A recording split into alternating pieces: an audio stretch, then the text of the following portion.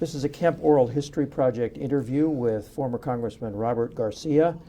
We're at the venerable law firm in Washington, D.C. It's July 8th, 2011, and I'm Morton Kondracki.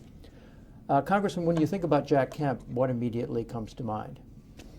Full of energy, just loaded with energy, and a person who I gained a lot of respect for because of that kinetic energy he had. He was always going, and I found him to be free of color. You know, just a guy free of color. Yes, I had no idea who you were, black, white, pink, or chartreuse. You know, just free of color. And I didn't feel that way about him at the beginning. All he ever talked about was, what's his name, Laffer curve, or this, and I considered him to be I come out of the South Bronx, sort of very liberal, shouting liberal to say the least.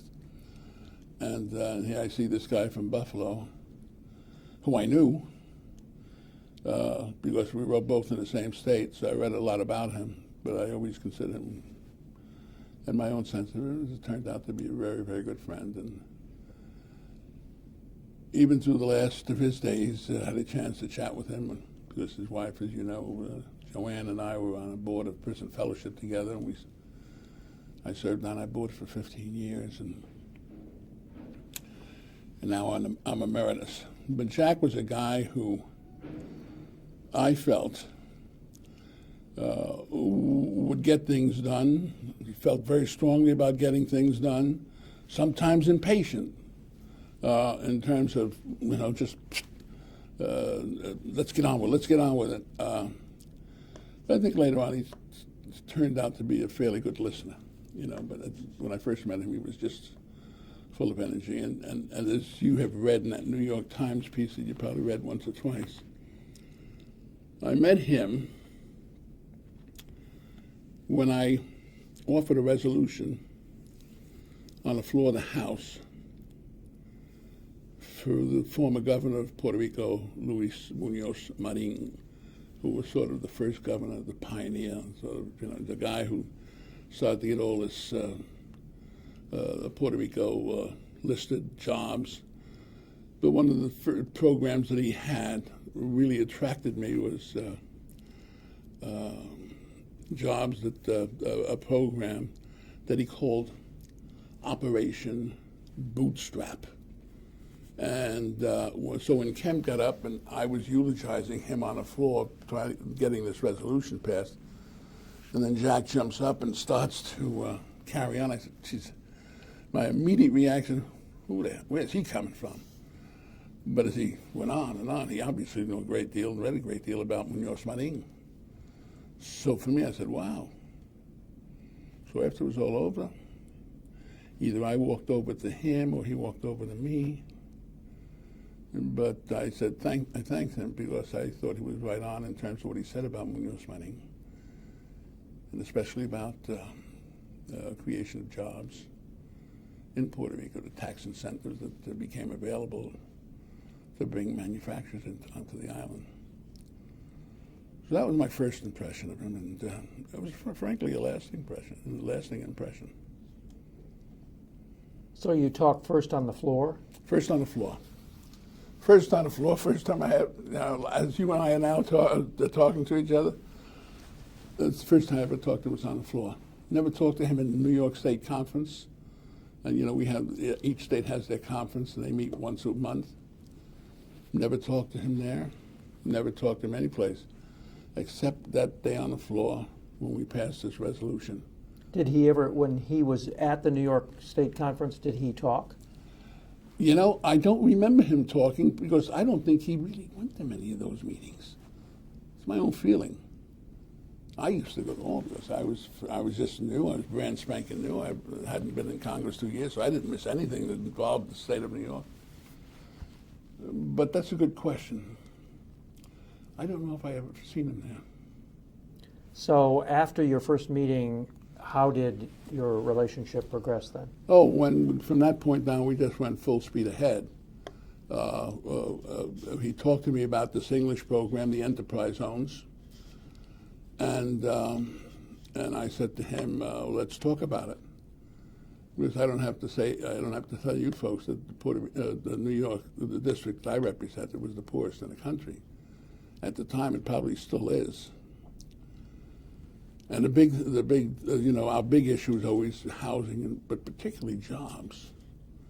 So anything that had to do with jobs, I was really interested in. So when we started to talk about that, and we met with a fellow whose name escapes me, from the Heritage Society, and believe me, that's the last place I'd want to find myself, but it really made sense. Stuart Butler? That's the fella, Stuart Butler.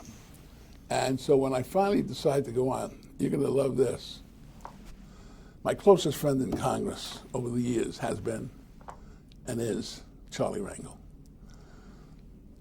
It shows you how far Kemp was able to go. When I first got onto the bill, it drew some minor publicity, just enterprise zones. But after it started to catch on, I saw Rangel, he said to me, "Bob, why are you sponsoring a bill with that guy? Vote for it if you like, but don't sponsor a bill with him." And as it turned out, Charlie became the champion of the bill after both Jack and I left Congress. But he was able to do that. But Charlie Rangel was not a co-sponsor with you when you and Kemp were? No. What was Rangel's attitude toward Kemp? Well, at first, I mean, he said what he said. I just said to you. He probably doesn't even remember it, but I'm telling you because I remember it. But as the time went on, they became very good friends. He really reached out to the black community, and in particular the members of the Black Congressional Caucus. He really reached out, and he didn't do it in any solicitous manner. He just, let's talk, let's see what we can do. Always looking for the common ground. So enterprise zones was what he began talking to you about on the floor. And then how, did he already have a bill? He didn't have the bill yet, but we talked about it. And then we finally got a bill. I think this fellow Butler got a bill for us, and we introduced it. And it was the Kemp-Garcia bill. No, never mind that, Jack. It's the Garcia-Kemp bill. And we got into that, but it ended up being the Kemp-Garcia bill. And then to draw some publicity on it, we went up to the South Bronx, and pictures like that were taken. Time and Newsweek, New York Times, and some other newspapers, tabloids in New York. And we started to generate publicity. But then I started to get hell, too, from the AFL-CIO. Why? Well, I have 95% voting record as a labor person. They were adamantly opposed to enterprise zones. That's why it never went anywhere. Why were they adamantly opposed? Because they said it would be nothing but transferring jobs from one part of the country to parts of the country where there's a high unemployment rate. So these manufacturers would take advantage of the tax breaks. That's why. And I said, that's not going to happen. It can't happen. It won't be allowed. But they were adamantly opposed to it, and that held us up. But let me say one thing to you. I thought about this. Because you lived through the entire Reagan area, so you know it.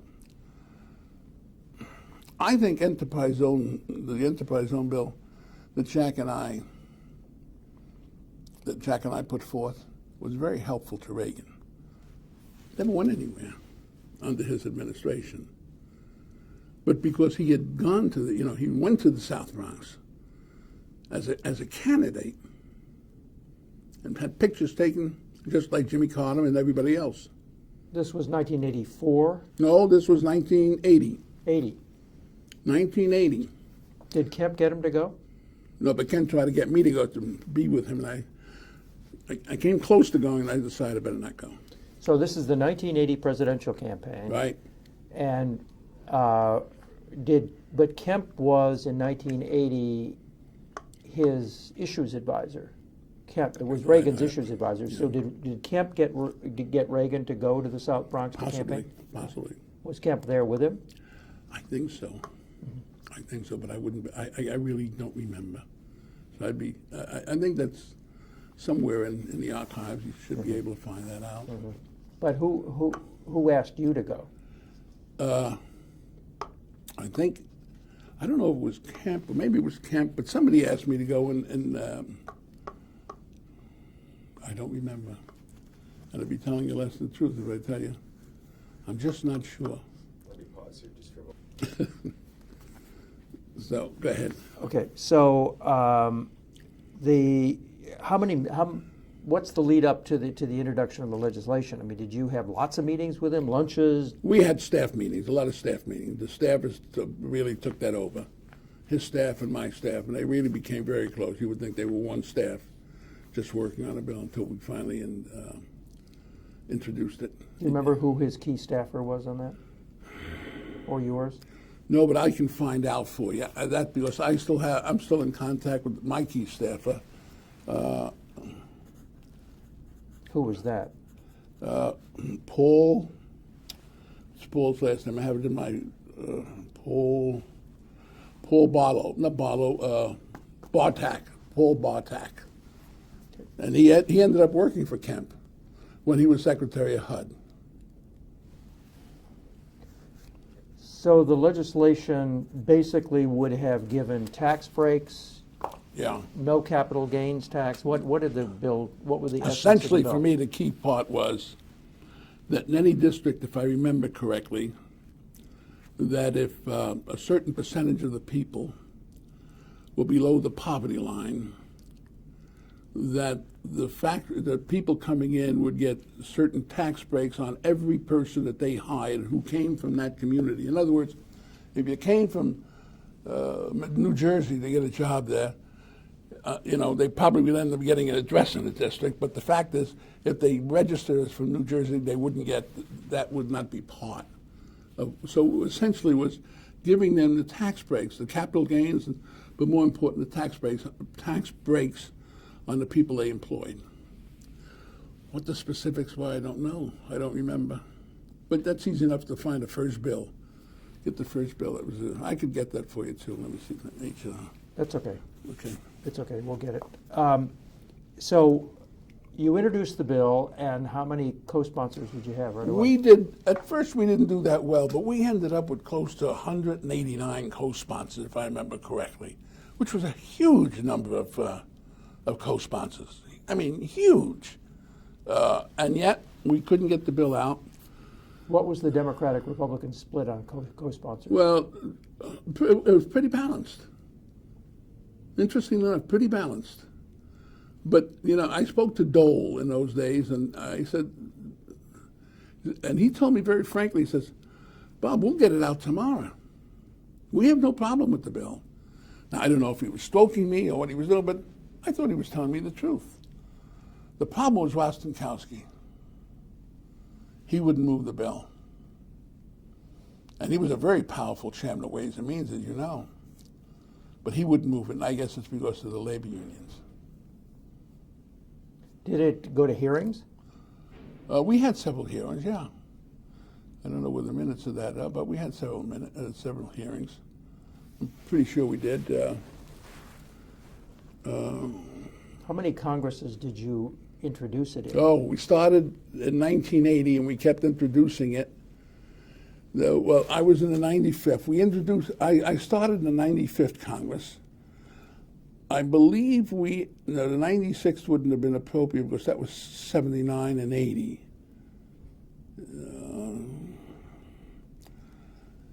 I would think it was the 96, 97, 98, and the 99th Congress, even possibly the 100th Congress, that bill was continually reintroduced. And it never got to the floor? Never got to the floor. Was there ever any discussion of trying to push it through the Senate first in order to embarrass the House? No, not that I know of. Was there a companion measure in the Senate? Yeah. He was from Rhode Island. His son is now the mayor and the governor of. John Chafee? Yeah, he was the Senate sponsor, and also a good fellow who really helped us a lot. But he was the mayor then. The guy by the name of Voinovich, who was now the senator from Ohio, he was very helpful. He helped a lot in trying to get the Ohio, those people from Ohio to sponsor, to work with us. Most of the mayors, big city mayors, Cleveland, New York, Boston, all were with us.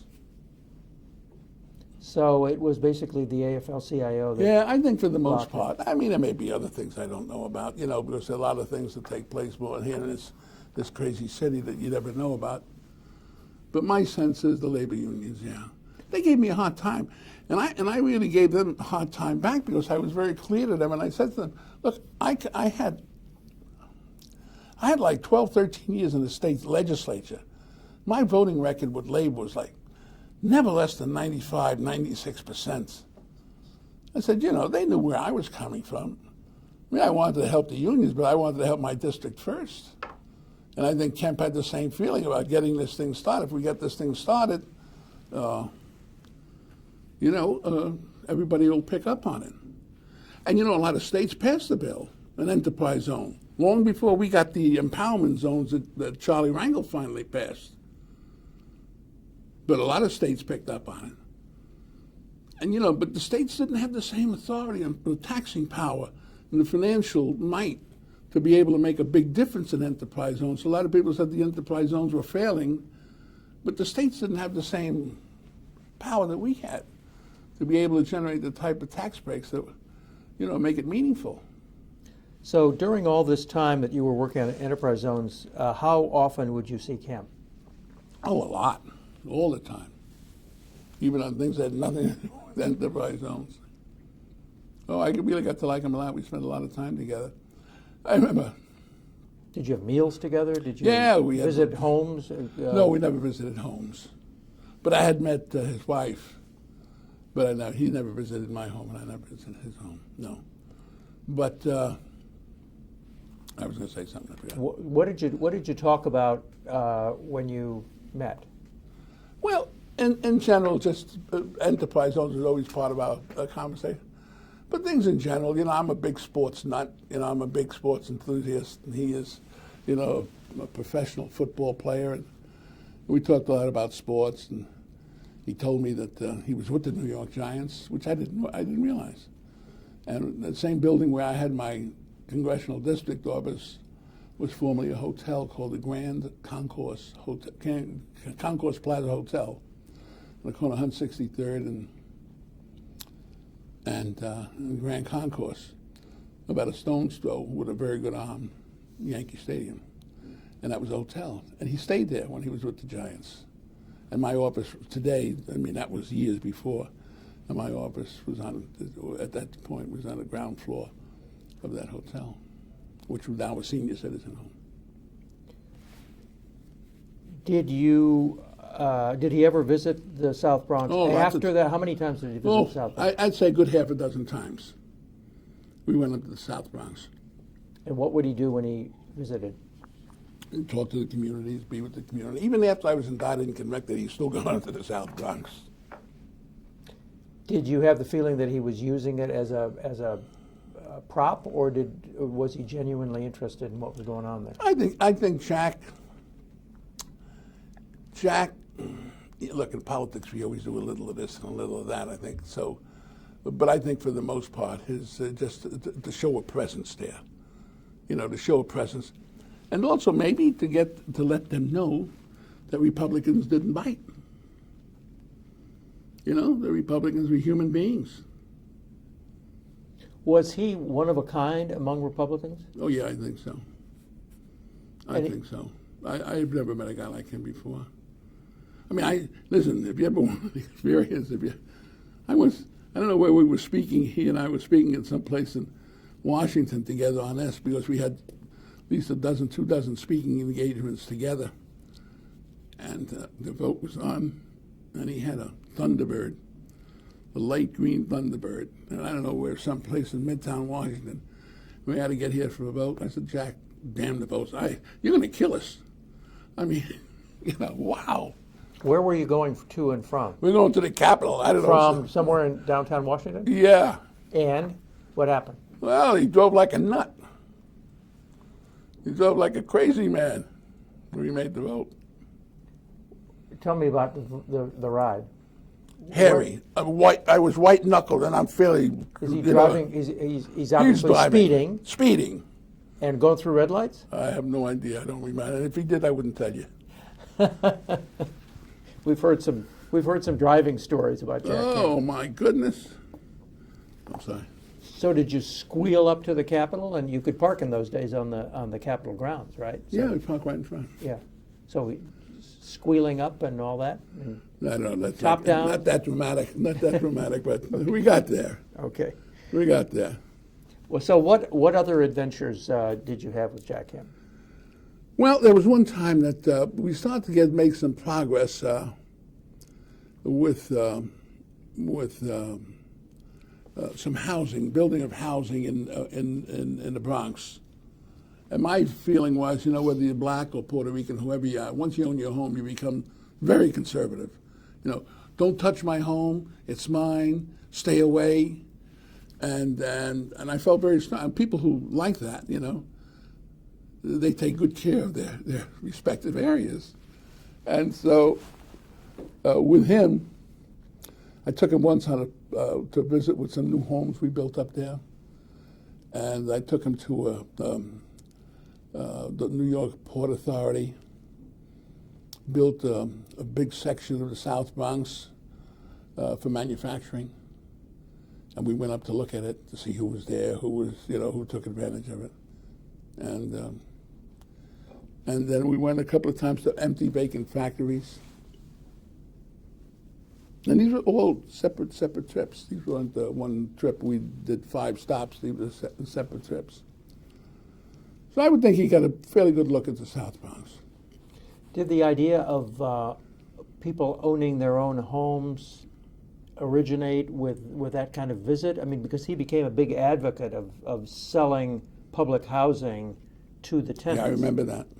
So did he have that idea going? Not when I was in Congress. Mm-hmm. I think maybe when he took over at HUD and became the secretary, he came up with some of those thoughts. But that's not what.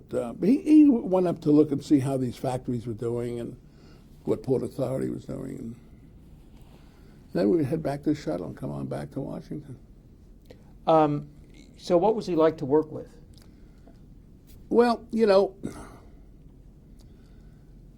my sense of Jack was that he was right a lot of the time, so I really couldn't fight with him too often. There were some issues that he may not have had enough knowledge about, and I would help him. And I think that by bringing me into this enterprise zone legislation, that he realized that there are things he just doesn't know. He comes out of Southern California, maybe in Buffalo, and Buffalo's a pretty rough city, in terms of economic despair. But I lived it. I was actually born and raised there. I lived there all my life, so I knew it well. And so I think he used me a lot for that. And then he would also query me, hey, can we get this guy on the bill? Can we get this guy on a bill? And I would try and get other members, especially black members. And at first they didn't want to go on. Because? Well, because there was the AFL-CIO and all that stuff. But I'd like to think, and I'm not saying this in any sense bragging, by my being on the bill, I think it helped a lot because I really wasn't the wise guy, and the people knew me for who I was, and I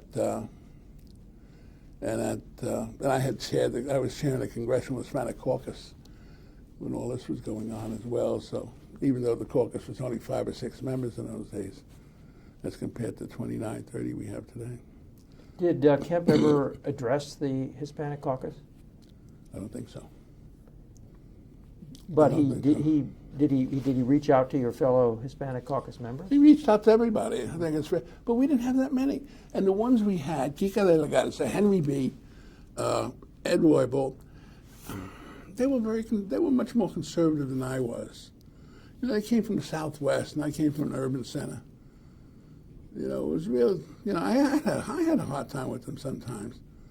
It's just different backgrounds. It wasn't that I was Puerto Rican or that they were, you know, Mexicans, but it's just that we had different lifestyles, different styles. You know, Ed Roybal was the better one, but he was still.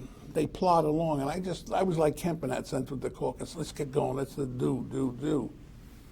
So I had a lot of energy, as did Jack. So.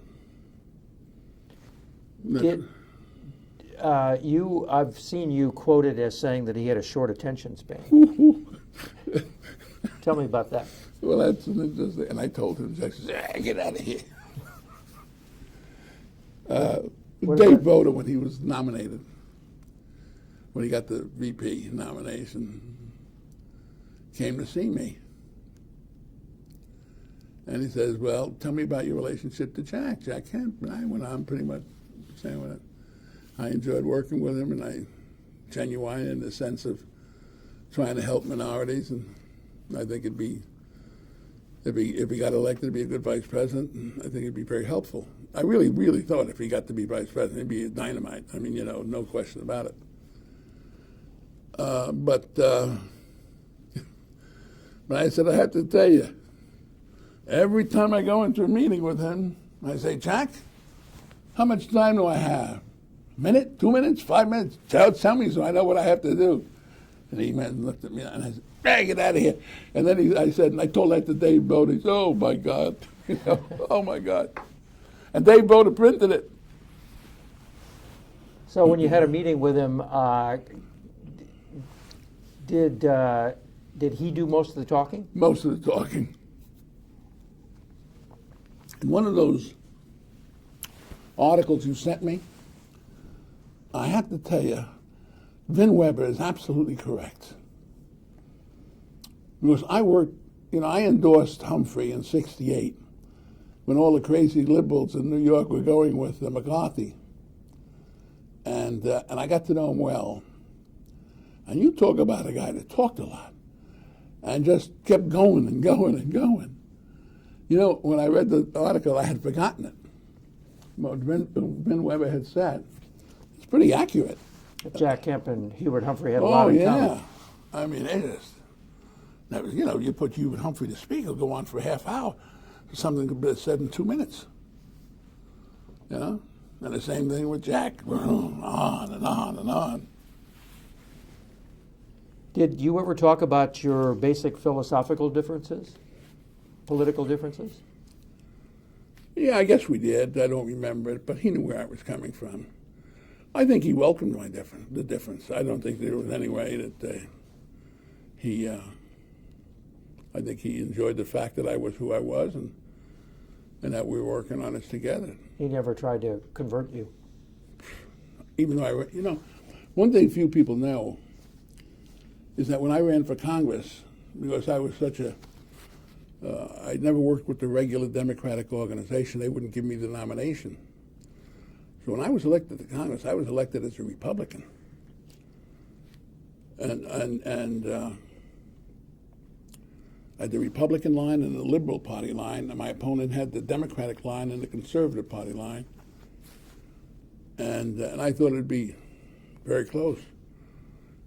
But we won pretty well. I mean, you know, good 60, 70% of the vote.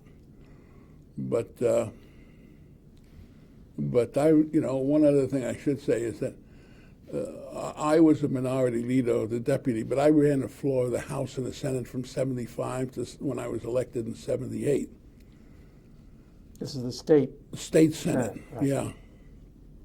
And I worked very closely with the Republicans, and I also want you to know that I really felt very strongly about Nelson Rockefeller. I really liked him. I thought he was a special human being. And I worked closely with him, and I was really sorry when, you know, he passed away. But he did, you know, he had, the only politician I ever met that you proved him wrong. He'd publicly say he was wrong. So sure of himself, so comfortable with himself, you know. But so working with Republicans was nothing new to me because I constantly bartered back and forth, sitting in a minority leader's chair, seeing if we can, you know, cancel debate on some, and so, man, I learned a lot there. So coming to meet and working with Jack was not a big deal in terms of working with Republicans, and the same with Frank Wolf, who's my congressman now, when he was on my committee. How effective would you say Kemp was as a legislator, or somebody getting some stuff done in Congress? Well, because he was who he is, and because, you know, in the Democratic Party, you have something that people similar to Jack.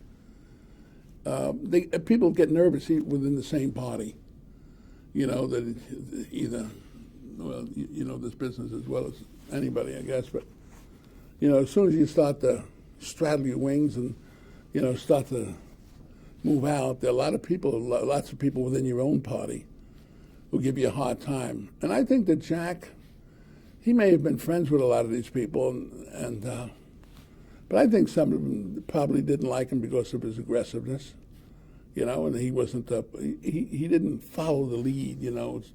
He didn't go along with the party.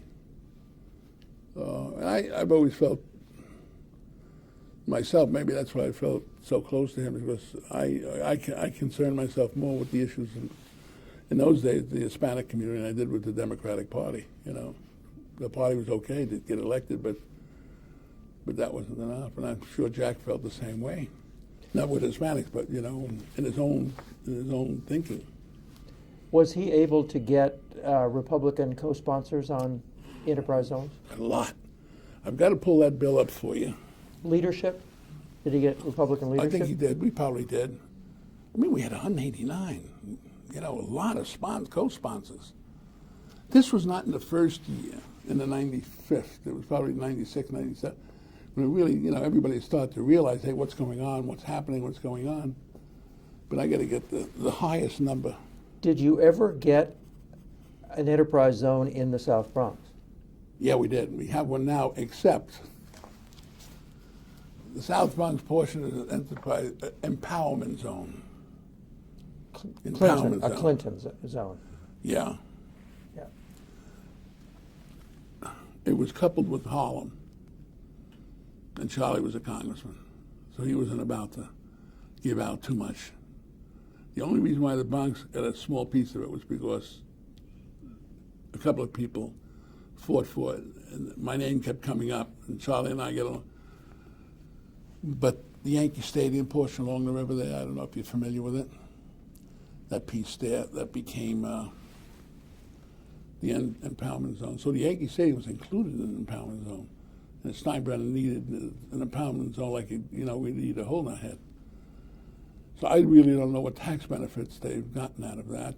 They probably, you know, with the tax lawyers they have, they probably got something out of it.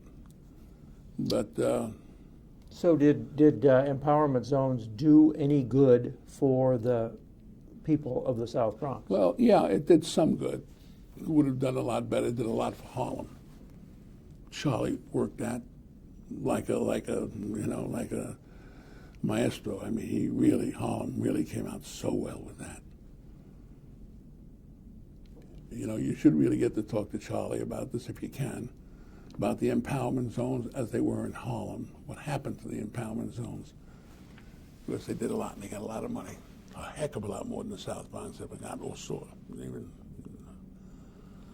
In general, I mean, there were a lot of empowerment zones or enterprise zones around the country. Right. States, as you said, adopted them. What's the bottom line judgment on whether it was a good idea or not? I would think that it probably runs about 50-50. Some people say it probably didn't go, you know, didn't work as well as they had hoped it to.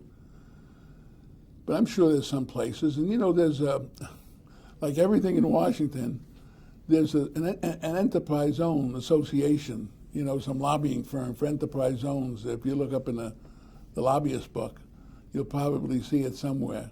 Maybe you should talk to the director. I don't know. I don't know where it is today. What they want to do in Puerto Rico, to give you an example, is make the entire island an enterprise zone. Because we lost the tax benefits, the pharmaceutical tax benefits about 3 or 4 years ago. And Puerto Rico is really hurting. What other stuff did you work with Kemp on? Not very much. I can't think of much else that we worked on together. I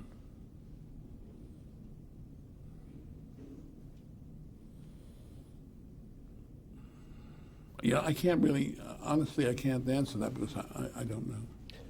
You were the chairman of the subcommittee that worked on holidays and memorials and stuff like that. So now you were the sponsor of the King holiday, right? I was. Okay. Where was Jack on the King holiday? Good point.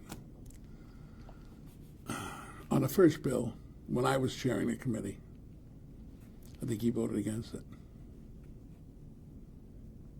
And we had Coretta Scott King and everybody sitting in the gallery watching. He lost about 4 or 5 votes on a unanimous consent calendar. Was this after you were friends with Kemp? Yeah. And what did you say to him? You know what? I don't remember what I said to him, except that I probably voiced some disappointment. If I didn't say it to him, I probably thought it. Because I guess the best example I can give you of that is on a second time it went around, and it was the Democrats ran we had no lobbying, no a whipping operation at all. We just went to the floor. I was a kid, legislative. I didn't know, and I wanted to get this thing through so badly because I had a black constituency as well as a Hispanic constituency. And I really thought it would be nice if I were able to get, because I held all the hearings. I held like 5 or 6, not 5 or 6, but at least 3 or 4 hearings. When I had everybody come in, Coretta, I had all the stars, come in, all the famous black entertainers come in to testify. And then we got it to the floor. But on the second time around, I guess Coretta, and I guess there may have been, and I feel, I don't know how to say this, but I'll say it. I'm pretty sure that they were a little disappointed that I didn't get it through. And then they figured that maybe get somebody black to do it. So they got this Katie Hall from Indiana, who was became the chairman of the committee. I gave up the committee chair so that she could become chair. And I think that, when you look at the pictures, I guess it's appropriate, King, somebody who's black, as the lead sponsor, even though John Conyers should have been the lead sponsor. He was, because he introduced the first bill, the second bill, the third bill, but nobody liked John Conyers, so they wouldn't give him the time of day. But when I became chairman, I let his name stay as the first name on the committee, even though I should have taken the first name. I let him stay on the first. But what committee is that a subcommittee of? Interesting. It was Post Office and Civil Service, and it was Census and Population. Great committee. Insignificant little committee. And let me tell you about it. If you want, it has nothing to do with this, but let me say it anyway. Every member of the House who wanted to pass a resolution had to go through that committee. So they would all come to me. Now, we did set up where you had to have at least 218 co-sponsors on the bill to get it through. And so everybody in the House was indebted to me. I was passing those things 3 and 4 a week. The Donkeys in Tennessee and Opera House in someplace in Mississippi. So it all came through me. And I had the authority to hold hearings on anything I wanted to based on census. And I did. Housing, census, and, transportation, census, anything I wanted. But we did, it was interesting that I was able to do so much with that little committee, and I enjoyed it so much. But that was the committee. Now it's with government ops. Did Kemp come around on King? He did, and very well, like a champion. He really took it over. He really took it over. And if I was smart, I should have started with him. If I was smart. But there were some Republicans who were really opposed to it. Not to the holiday. They wanted to make it on a Sunday. And we didn't want it on a Sunday. Because, you know, in those days, the National Football League, the Super Bowl really ran, they have the 16 weeks. They only had 12 weeks in those days, and the Super Bowl, you know, was right smack square in the middle of January, as opposed to now it's in February, I guess. I'm not sure when it is. Did you ever go to a Super Bowl with Kemp? No, I never went to one Super Bowl in my life. Never had an interest. And I like the sport, but just too much running around. I'd rather watch it on TV and get the replays, and I still do to this day. So what did Kemp do about the King holiday later? Oh, I think he got together with Dick Gephardt, and I think Dick was the one whipping the Dems, and Kemp, I think, was in charge of whipping the Republicans. They got a substantial vote on that. And if you look at the bill, the signing bill, when Reagan actually signed it, we took Reagan, dragged him kicking and hollering to sign that bill, but he signed it. You see, I'm standing next to Kemp. And Kemp was on, Teddy Kennedy was there, I was there. It was a good array, and I still have the picture somewhere when Reagan signed the So Kemp became the leading Republican champion of this. I think he did, yeah, no question about it. But, you know, Kemp learned something, too. Let me say this to you. I think Kemp, you know, and I said to him once a couple of times, I said, I know why you're so friendly to the blacks. Because they protected, excuse the expression, but they protected your fanny. You know, they were out there protecting you while you were running around. And so, you know, obviously, you know, here's a guy who bathes with them, who's, you know, when you're in a team, everybody's equal. You know, there's nobody, you know, the good thing about sports is if you stink, you're out, whether you're white or black.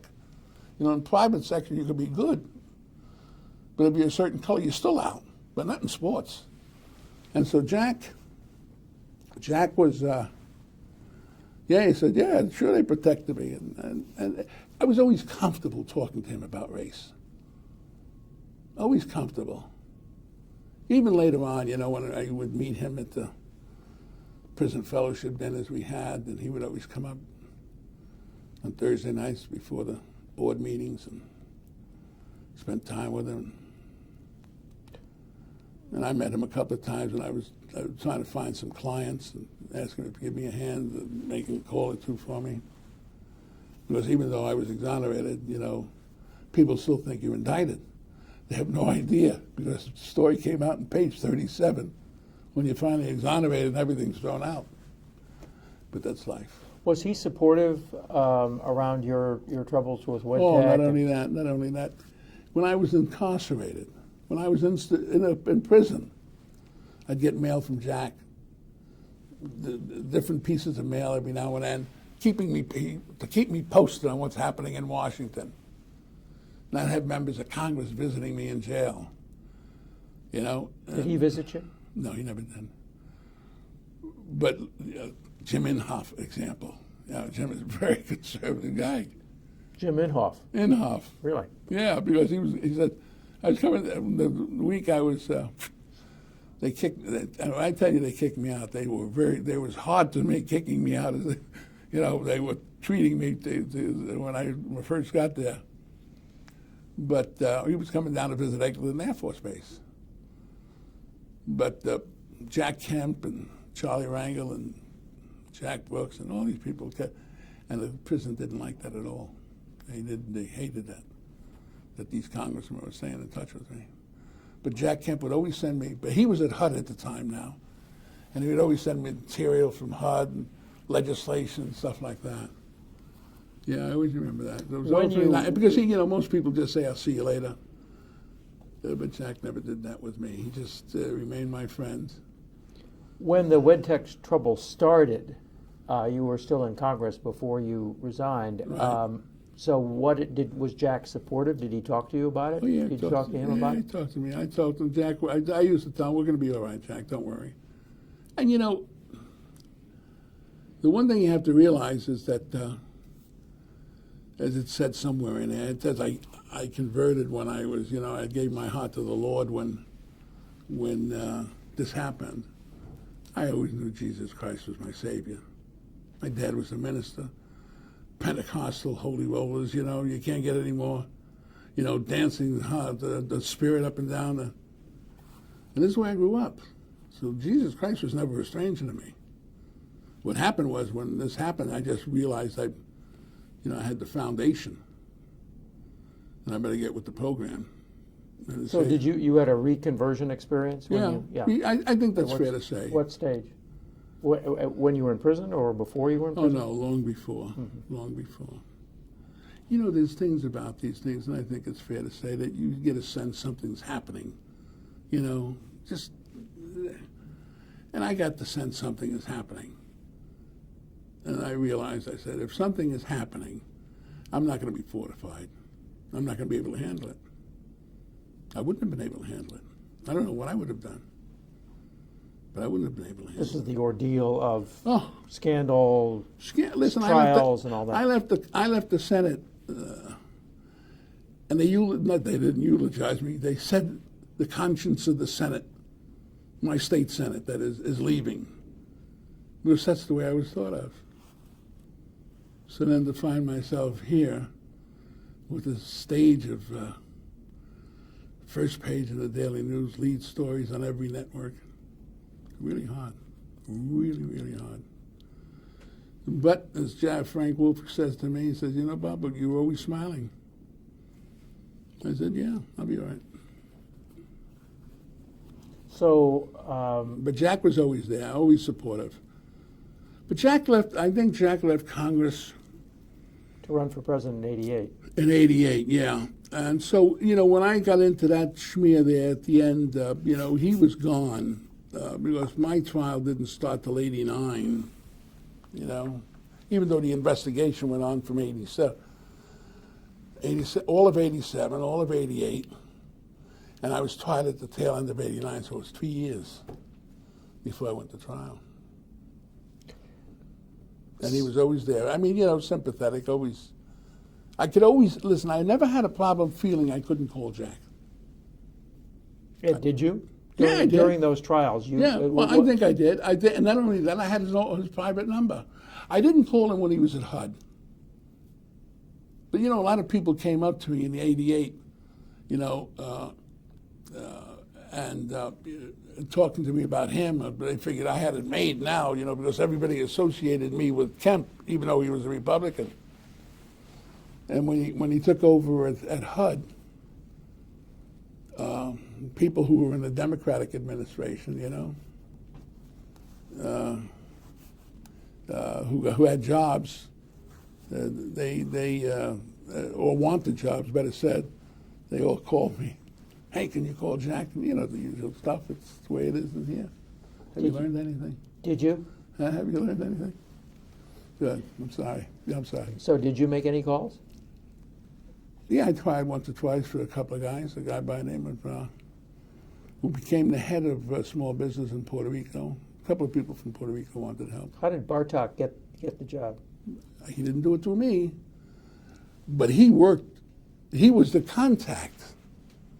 He was the contact between Kemp's office and my office throughout the entire procedure of enterprise zones. It didn't do him any harm. So he got hired at HUD on his own. I would think so. I don't remember placing a call for him. That's for sure. Okay. How did you get involved with the prison fellowship and with Joanne Kemp then?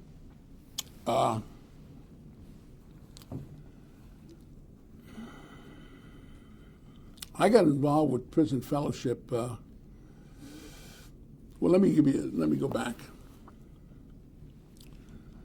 I've always been interested in prisons. Don't ask me why, but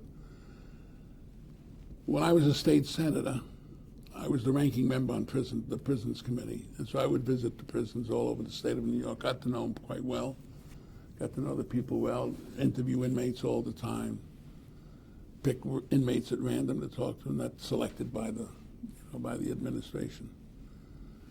So I got very familiar with prisons, and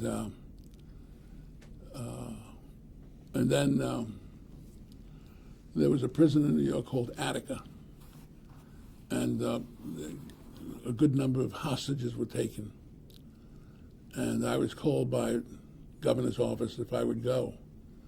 And they sent a special plane for me and a fellow by the name of Herman Badillo, who was a former congressman. John Dunn, who was a former congressman and then worked for the administration of justice. He took over one of the, I forget what administration, but he was civil rights. John Dunn. He was white, also a state senator with me. And one or two others, and we flew up to Attica. So I lived in Attica for those 3 days during that period of time. We had to view the bodies after that. So then what happened was they formed a commission on Attica after that. And as I told you, I come out of my sister, my father, very involved with a group called the Assemblies of God in Springfield, Missouri, in the Ozarks. And I noticed that all the chaplains that they had in these prisons all had these many letters after their name. You know, they all had to be, well, many of these people, you know, people out of communities. And what we had were churches with pastors who didn't have all those letters after their name, but I felt as What kind of, you mean degrees? Degrees, right. Degrees, right. But they were good pastors and they ran good churches. So I worked very closely with the Assemblies of God to finally start getting chaplains into these prisons. And we did. We got quite a few. So the prisons and the question of prisons and the question of a relationship with the Lord was not something that, you know, even before I got to Congress, I was working on that. And so, what happened was that then we had the other prison in Long Island City. Where I went with Shirley Chisholm and with Farrakhan, which is most interesting. And you see the inmates black with the hoods around and, you know, look like they're right out of the Middle East as we know them today. And just talk and talk and talk. It's always time to die. You just have to talk.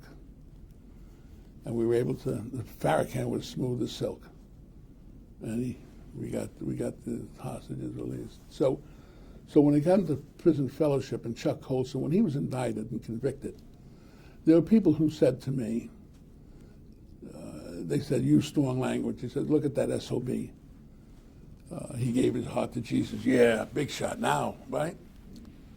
Well, I want you to know something, that I was one who said, I knew that could be true. That's true. I have seen junkies, stone junkies, never used drugs for 20 consecutive years. 20 consecutive years, gave their heart to the Lord, and never went into withdrawal. I've seen it. I've witnessed it. I've worked with these people. So Chuck was and I told this to Chuck, you know, and all these highfalutin priests and other people I used to know say, nah. I always knew that, and it turned out that Chuck turned out to be probably a living Jeremiah, you know, just a wonderful human being. So that's how I got involved. But I was involved long before with prisons and with church, and long before I got involved in any of that. Just so you know. So, but that I got involved because when I got out, and I was living in New York City, and we had no home. We lost everything. We lost our home here. We lost our home. We had a place upstate New York. We lost that my wife had gotten. We lost that. We lost our apartment in the South Bronx, which is right smack square in the South Bronx, but it was a beautiful apartment. We lost that. Lost everything. We didn't have any money. But Jane's mom had a place in just north of West Palm Beach. Her husband was a retired Texaco executive, and so we went to live with her. Took all we had, stored it, and went to live with her. But So that's when you joined the fellowship, when you got out well, of prison? but then I had to come to New York because I had to try and make a living. So I was still commuting, and I had to make a living. I had no money except a $700-800 pension I was getting from the state of New York. I wasn't old enough for Social Security. I didn't have health insurance. I had nothing. Just. And so what happened was that I would then start working with Prison Fellowship, going into the New York City prisons, the Bronx Detention Center, the Queens Detention Center, Manhattan. On weekends, we'd go in Friday nights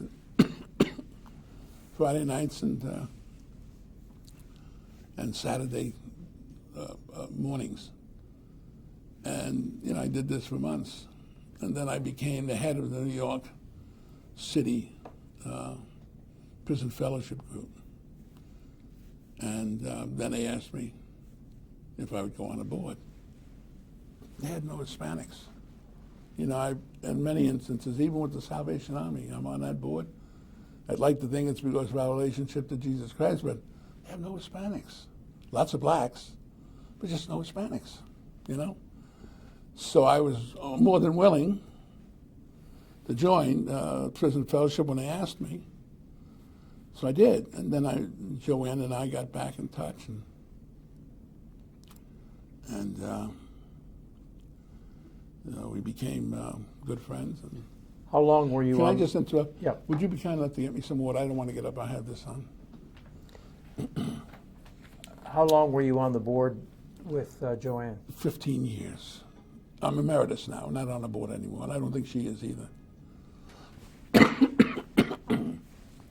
But Chuck Holtz, I was I have emphysema. You probably gathered the way I breathe. And I was hospitalized for it. It's really something when you start to get old. A little bit here, a little bit there.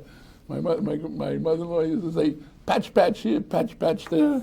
Then she would sum it up by saying, it's not for sissies. Being a senior citizen is not for sissies. But you asked me a question, I forgot, I'm sorry. So through Joanne Kemp, did you reconnect with Jack? But I knew of him, and I knew where he had a place over here with former Secretary of Education and Bill Bennett? Bill Bennett. And I went to visit him there a couple of times. America something or other. I forget what the name of the group Empower was. America. Something like that, yeah. And Jack was always out of his way. If he saw me someplace in the crowd, he always introduced me. And for what it's worth, in the business of recognition, it's nice. Did you ever talk to Jack about religion? I don't think so. I don't think I had to. I think Chuck Colson and, when he had, when they had a luncheon for him after he died here at the Woodward, what hotel is that? Anyway, I'll think of it in just a second. After the luncheon, if anybody wanted to, say something about Jack, so about 150 people went in. And Dan Coates was there. He was not a senator. He was a lobbyist. And he spoke, and a few others spoke, and I spoke, and I said, and I mean it, I have to eulogize another friend of mine tomorrow who I love very much.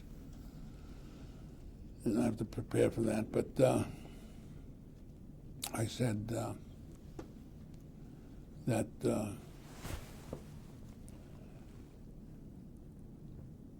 for the short time that we all get granted, excuse me, a granted life, because when you look at the scheme of how the earth and our time here is so short, so little. But during that short time that I had, and the short time that Jack had, there was a part that we interceded. We got to know each other, meet each other. And I said, what a nice gift that was, that I've been able to spend, and I meant that. Because Jack gave me a sense that he made me somewhat, in the eyes of many people, a celebrity because of our association. That is, they didn't think less of me. They thought more of me because I was associated with him. And then I saw him at the end, and came, and he was always there. See, on Prison Fellowship on Thursday, we meet Fridays and Saturdays. No, excuse me, we meet Fridays, Thursday afternoon and Friday. But Thursday night, we have a dinner with all the members of the board and spouses, whoever wants to come. And Jack would always come. So it always gave me a chance to catch up with him and Joanne I saw all the time, and I would call Joanne a couple of times. And I called Jack when I didn't realize how bad he was. And I called him at home. He never called me back, but I left him a message. But I think at that particular point, he was really pretty far gone. But so you don't know a lot about his own personal faith? No, I don't really, but I do know that he spent a lot of time with Chuck Colson.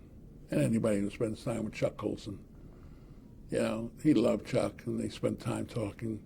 Dan Coates is another one who spent time with him talking about his relationship to the Lord. Because, Dan is an interesting guy. I like Dan Coates a lot. I don't want to get into that, but if we're talking about Jack, but I'll say it anyway, because it's all part and part of this. Dan Coates was a congressman from Fort Wayne, Indiana, before he took Quayle's place. And predominantly white, upper income district that he had. And he used to have the kids come in once a year in this close-up program or whatever, this school program. But he would always have me come in and talk to them about the South Bronx, which I thought on his part was really something, because these kids sitting around a dinner table at night, they're not talking about the South Bronx. It's the last thing on their mind. To give them a different perspective, about what life is all about. And so Jack, I know that Dan Coates went to talk to him just not too long before he died, and they had a chance to spend time together, and I know that anybody who's close to, because I even called Chuck Colson when I was on the fire as a congressman, and he came and visited with me, and when I was a congressman going through my trials and tribulations. And so I was very appreciative of that. You said that you thought Jack would have made a good vice president. Do you think he would have made a good president? The thing about presidents, whether you like it or not, and you've met and seen enough of them, you become one whether you want to or not. You have to. No way you're going to dodge all those advisors and all public opinion. And I think that Jack would have been a great president, if he was elected, because we knew where his heart was. And for him, I'm glad Barack Obama was elected, but I'm not pleased with him in terms of his relationship with the communities. Jack would have been terrific. Jack would have been welcomed all over the place. I had no doubt about that. And he would have, he would have slowed down whether he wanted to or not. He wouldn't have had a choice. Do you think, was he impulsive? Yeah, no question. He's impulsive. Boom. No question. But do you think he would have slowed down? Oh, absolutely. You have to. Yeah. You have to. Why do you think he didn't get elected in '88? I don't think it was him. Or nominated? Oh, nominated? Nominated. Why he was obviously a successful congressman, but Yeah. was just a congressman, and then he ran for president and he was bust. Why? Well, I think, again, there are a lot of Republicans who didn't like him. They couldn't control him. There was no way they could be sure how he was going to respond to them. I think that's why he didn't get it.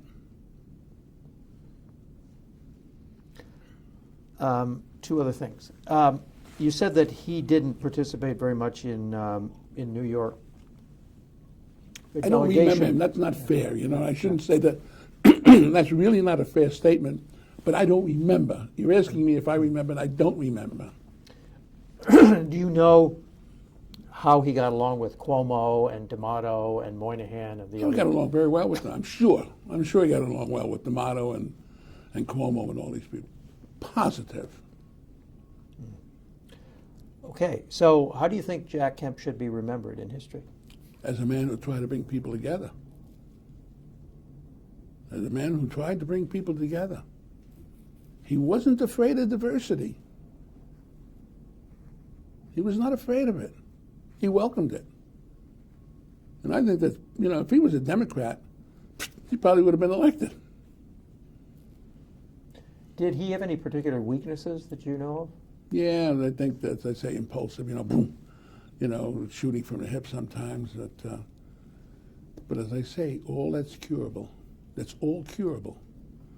And I think as he progressed on and on and on. Listen, I heard stories that he's sitting in a cabinet room and in the president's cabinet room, and he's fidgeting at everybody's, he's Jack. We wouldn't be talking about him if that wasn't the case. That's the man. That's who he is. As we say in the Bronx, that's the man. That's the man. But he would have been a good president. Congressman, thank you very much for spending time with us. Okay. I hope it was helpful.